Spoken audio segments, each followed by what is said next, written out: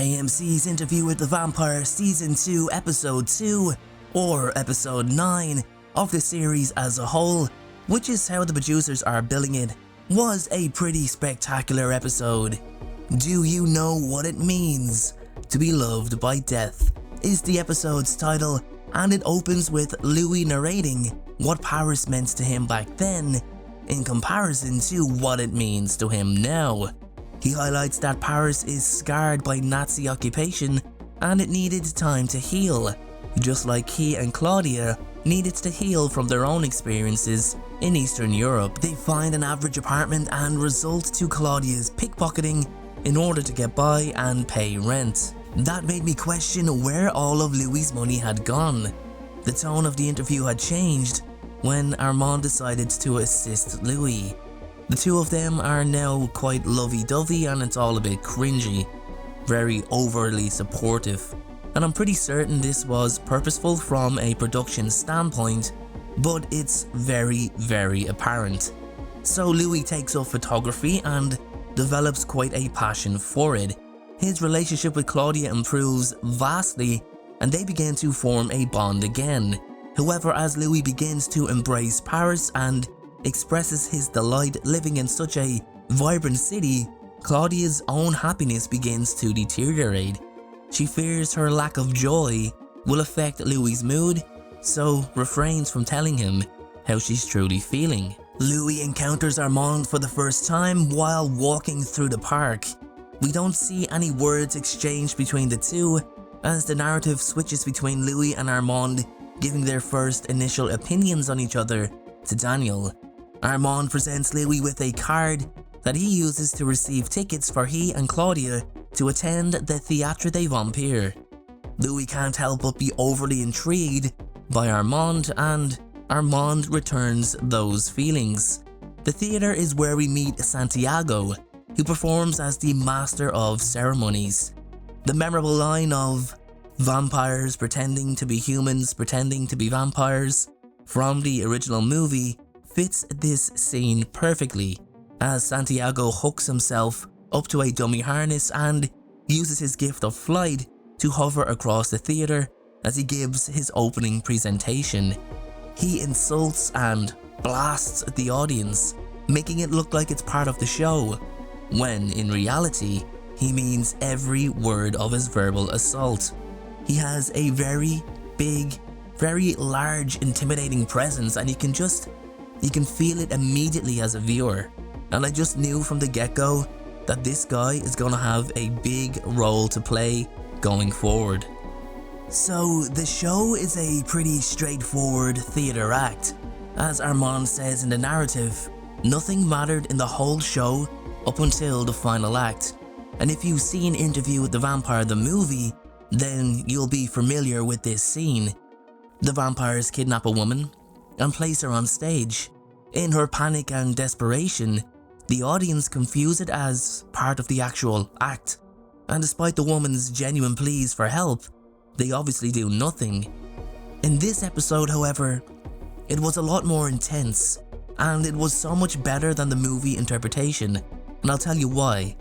We really get to see the seriousness of what the vampires are about to do, how much the woman values her life, the fact that we learn about that she's a mother and she's a wife. When Santiago has his feed, the rest of the vampires suddenly appear and drink her dry. Then the body is just needlessly disposed of through a trapdoor. This really highlights just how much they disregard human life, to treat a woman like she's easily disposable for the name of theatre and of course their own pleasure. It was the strongest scene of the episode for me, but that doesn't mean by any means the episode falls short as it continues. Louis appears horrified by the treatment of the woman, but Claudia is mesmerized. She loves the vast amount of pride shown by the vampires. She is entranced with their outright desire to be nothing more than themselves. She has hidden in the shadows for so long and feels like this could be the home she has been searching for. After the performance ends, Louis and Claudia meet the Coven of vampires in the underground of the theatre. and they make acquaintances with everyone. When questioned on their maker, Louis hesitates, but Claudia uses the random name of Bruce and quickly brushes it off, informing them that their maker threw himself into a fire right before their eyes. To her shock and horror, she then notices a portrait of Lestat hanging in the background and learns that he is the co-founder of the theatre and considered the finest actor to ever step foot on its stage by all who have witnessed him. Now, Daniel questions the legitimacy of this part of the story. He states that it's too good to be true, that it's too entertaining to be true, that they finally discover more of their kind, and the person they killed is the guy who started the theatre in the first place and basically worshipped by the vampires that they finally discovered. It's too good to be true. However, Louis assures Daniel that the events occurred exactly as he described.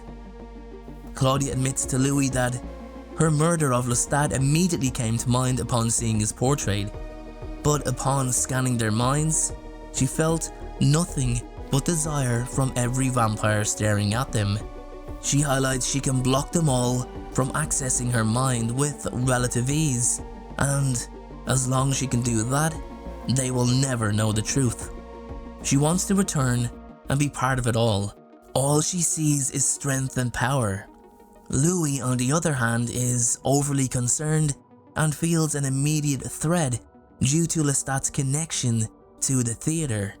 In order to calm his conscience, Louis needs to know if Lestat is truly dead or not, and he goes to Lestat's accountant to find out if any wire transfers have been made.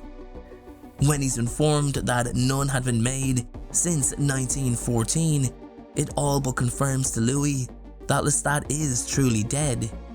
He reads a letter left to him by Lestat in a lockbox that expresses Lestat's undying love for him and that he wants Louis to live his life.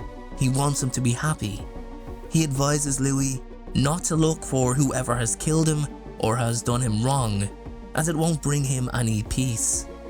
Louis is heartbroken reading the letter, especially knowing that he was the one who had indeed killed Lestat himself. Daniel pries at Louis over the memory, asking who truly was the love of his life. Was it Lestat or Armand? While Louis struggles as he recounts the painful memory.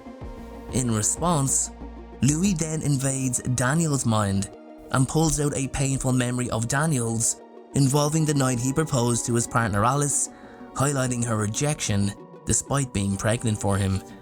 Daniel, able to see the memory as clear as the night it happened, thanks to Louis' ability, is visibly upset as Louis smiles upon his sadness. It's a clear example of the hostility between the two men as they goad each other's painful past. It offers an extra level of animosity on top of the initial story that Louis is telling. Now, I think that is just brilliant writing, if I'm honest, and it just works so well all round. Anyway, we return to the story, as the Coven are out on a hunt, but in actual fact they're on their way to a hunt. They have a location chosen in the outskirts of Paris, where a gathering of rich Parisians are residing in a country house, you know, being rich. Santiago kills the bellboys and the Coven enter the house, including Claudia, and they slaughter everyone inside, as Louis refrains from such inhumane behaviour in his eyes. Still, he finds the humour in Claudia's wild, excited behaviour.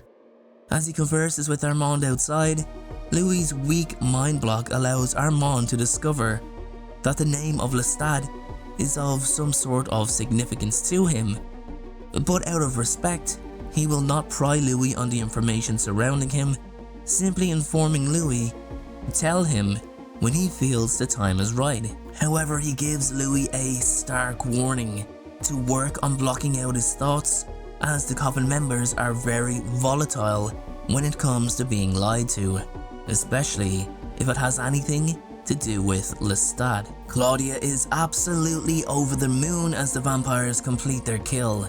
She loves that they love being vampires, and the vampires love her enthusiasm for blood. Armand highlights that it is a shame she was so young when she was turned, that the strength of her mind doesn't complement the strength she should have in a fully grown adult body. Louis has a lot to think about as the episode comes to a close. Another fantastic episode, guys. This show is just so well made and so underrated. If you are a little skeptical over the show taking place in a later period than it was originally said, please give it a chance, it's so damn good. Anyway, I will see you all in a few days for episode 3.